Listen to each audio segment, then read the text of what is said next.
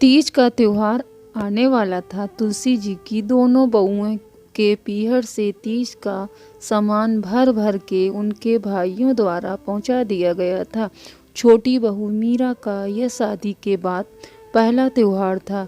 चूँकि मीरा के माता पिता का बचपन में ही देहांत हो जाने के कारण उसके चाचा चाची ने ही उसे पाला था, इसलिए और हमेशा हॉस्टल में रहने के कारण उसे यह सब रीति रिवाजों के बारे में ज़्यादा जानकारी नहीं थी।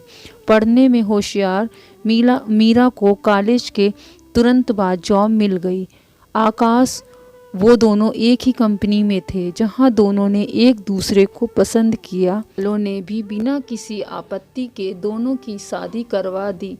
आज जब मीरा ने देखा कि उसकी जेठानियों के पीहर से सगुन में ढेर सारा सुहाग का सामान, साड़ियाँ, मेहंदी, मिठाइयाँ इत्यादि आया है, तो उसे अपना कद बहुत छोटा लगने लगा। पीहर के नाम पर उसके चाचा चाची का घर तो था, परंतु उन्होंने मीरा के पिता के पैसे से बचपन में ही हॉस्टल में एडमिशन करवाकर अपनी जिम्मेदारी निभा ली थी और अब शादी करवाकर उसकी इतिश्री कर ली थी। आखिर उसका शगुन का सामान कौन लाएगा, ये सोच सोचकर मीरा की परेशानियां बढ़ती जा रही थीं। जेठानियों को हंसी ठहाका करते देख उसे लगता शायद दोनों मिलकर उसका ही मजाक उड़ा रही हैं। आज उसे पहली बार माँ बाप की सबसे ज़्यादा कमी खल रही थी। अगले दिन मीरा की सास तुलसी जी ने उसे आवाज़ लगाते हुए कहा, मीरा बहू जल्दी से नीचे आ जाओ, देखो तुम्हारे पीहर से तीज का सामान आया है। यह सुनकर मीरा भागी भागी नीचे उतरकर आंगन में आई और बोली, चाचा चाची आए हैं क्या? मम्मी जी कहाँ हैं? मुझे बताया भी नहीं कि वो लोग आने वाले हैं। मीरा एक सांस में बोलती चली गई। उसे तो विश्वास ही नहीं हो रहा था कि उसके चाचा चाची भी कभी आ सकते हैं।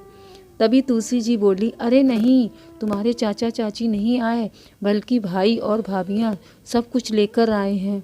मीरा चौंक कर बोली, पर मम्मी जी मेरे तो कोई भाई नहीं है। फिर ड्राइंग रूम में जाकर देखो, वो लोग तुम्हारा ही इंतजार कर रहे हैं। तुलसी जी ने फिर आंखें चमकाते हुए कहा। मीरा कश्मकश में उलझी धीरे धीरे कदम बढ़ाती हुई ड्राइंग रूम में घुसी तो देखा उसके दोनों जेठ जेठानी वहाँ पर सारे सामान के साथ बैठे हुए थे। पीछे पीछे तुलसी जी भी आ गई और बोली, भाई तुम्हारे पीहर वाले आए हैं, खातिरदारी नहीं करोगी क्या? मीरा को कुछ समझ में नहीं आ रहा था। वो कभी सास को देखती तो कभी बाकी सभी लोगों को। उसके मासूम चेहरों को देखकर सबकी हंसी छूट पड़ी। तुलसी जी बोली, कल जब तुम्हारी जेठानियों के पीहर से शगुन का सामान आया था तो हम सब ने ही तुम्हारी आंखों में वह नमी देख ली थी जिसमें माता पिता के ना होने का गहरा दुख समाया था। पीहर की महत्ता हम औरतों से ज़्यादा कौन समझ सकता है भला। इसीलिए हम सब ने तभी तय कर लिया था कि आज हम सब एक नया रिश्ता कायम करेंगे और तुम्हें तुम्हारे पीहर का सुख जरूर देंगे। मीरा के अपने कानों पर विश्वास नहीं हो रहा था।